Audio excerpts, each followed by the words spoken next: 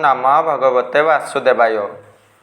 भक्त शरण आध्यात्मिक चैनल को मोर प्रिय भाई भाई मानू गुरुजन मानू अनंत कोटि प्रणाम जनाई मु श्री भक्त बसल प्रधान आज आपण मानक पई सुंदर तत्वभित्तिक उदाहरण मान रही संक्षेप आलोचना करने आगे आसी आसतु जानिबा। हाँ से मोबाइल उपरे सुंदर तत्व रही। मोबाइल को शरीर रूप से जदि आम मैंने उदाहरण नबा तेबे पावर प्लस कौन हो पारे। हाँ षडचक्र भेद समाधि ये सब को पावर प्लस रूप से उदाहरण नहीं पारिबा। तेबे ऑफर कौन हो पारे। हाँ सत्संग साधु सेवा ऑफर रूप से उदाहरण नहीं पारिबा। तेबे रिचार्ज कौन हो पारे। हाँ आध्यात्मिक ज्ञान हासिल करिबा श्रवण करिबा रिचार्ज हो पारे।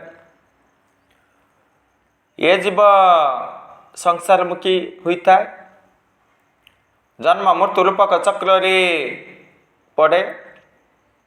मोर अर्थ दरकार भोग सामग्री दरकार रमणीय पत्नी दरकार कदापि ईश्वरमुखी हो पारे ना। तेणु आध्यात्मिक चर्चार रिचार्ज कले तम गुण विनाश घटे। ए जीव ईश्वरमुखी हो पारे। चार्जर कौन हो पारे। हाँ गुरु गुरु अनेक रही शिक्षा गुरु दीक्षा गुरु रही जगत गुरु रही ना। पुणी सुंदर भाव में जगन्नाथ दास गोटे पद गुरु पर रचना करिसंती साक्षाते गुरु जे ईश्वर गुरु को न मनी बनर। ये सब कथा आपण माने जानी तेबे सिम कौन हो पारे। आत्मा सिम जदि बाहर करा जाए मोबाइल रे कौन घटिबा। मोबाइल व्यवहार करि परिबे कि कदापि नुह।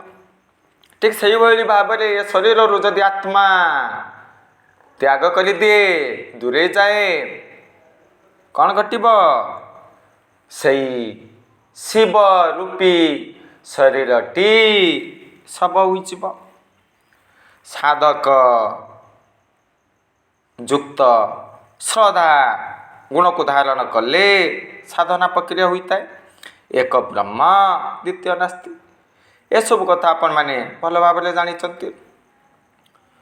गुरु जदि भगवान जदि चुंबक हुए लुहाखंड हेउची भक्त शिष्य। पुणे गुरु जदि बाछुरी हुए गाई भक्त। खित आप तेज मरुत व्योम ये सब कथा आपण माने जानछंती। पंचभूत रु शरीर सृष्टि होईची। से खेत हेउची मूलाधार आप बीज तत्व कामदेव रही था ना। ये सब कथा आपण माने जानी। पुणे तेज या नाभि रूपले उदाहरण नहीं पारिबा। आम शरीर में तापमात्रा रही है ना खाद्य हजम प्रक्रिया होता है। ये सब कथा आपण माने जानी। मरुत हृत्पिंड रे पवन प्रवेश करता है निश्वास प्रश्वास प्रक्रिया आरंभ होता है ना। मरुत रूप से उदाहरण नहीं पारिबा। पुणे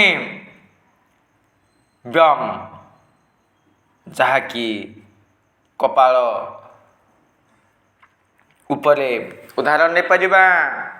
से ललाट उपरे उदाहरण नहीं पारिबा। ये सब कथा आपण माने भल भाव में जानी।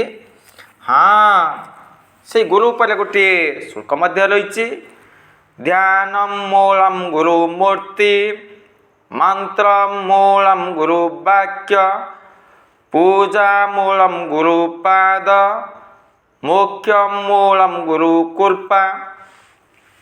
ये सब कथा आपण माने भल भाव जानते। पुणी उदाहरण नवा, यज्ञ पकिला चली था, काठ संग्रह कला जाए, से काठ को स्थूल शरीर उपरे उदाहरण नवा। काठ मध्य कौन घटी थाए, इंधन पकिला रही थाए ना, देखिपारू कि कदापि नुह, सूक्ष्म रूप से विराजमान करि थांती। यज्ञ ज्ञानर यज्ञ गुरु रूपी अग्नि पुणे आहुति प्रक्रिया चली थाए ना, शिष्यर आसक्ति तम गुण विषयामुखी सबू भस्म करवा, यू प्रक्रिया चली थाए। यज्ञर प्रक्रिया चली, काठ जलुची, ऊपर काठ निया, गुरु रूप उदाहरण नवा, प्रवचन दियंती, उपदेश दियंती, ईश्वर विषय कहती, पाप पुण्य विषय कहती शिष्य। तल काठर निया जली थाए ना, पुणी अग्निकुंड, अग्निकुंड आध्यात्मिक कुंड भस्म होता है। ये सब कथा आपण माने भल भाव जानी। तेणु आमे माने कौन करिबा, निश्चित भाव ईश्वर ठारे भाव भक्ति रखिबा, सत्संग करिबा, प्रेम शक्ति माध्यम रे मुक्ति मिलता है, ज्ञान शक्ति माध्यम रे सृष्टि होता है, विभिन्न प्रकार भोग सामग्री सृष्टि करती, भगवान मध्य ब्रह्मांड को सृष्टि करती, इच्छा शक्ति माध्यम रे भगवान माया रचना करती। संसार भित्तिक उदाहरण नवा, मो इच्छा मुझे देवी, मो इच्छा मुझे कार्य करी, संसारी माने कहती ना। क्रिया शक्ति माध्यम रे दिव्य नीला देखिबा, आनंद शक्ति माध्यम रे, आनंद शक्ति किए धारण करी थाए, राधा माता ना, ईश्वर को सदा बेले दर्शन करी थांती। तेणु जंजाल रूपी भवसागर रु माया सागर रु किभली भाव उद्धार पाई परिबा।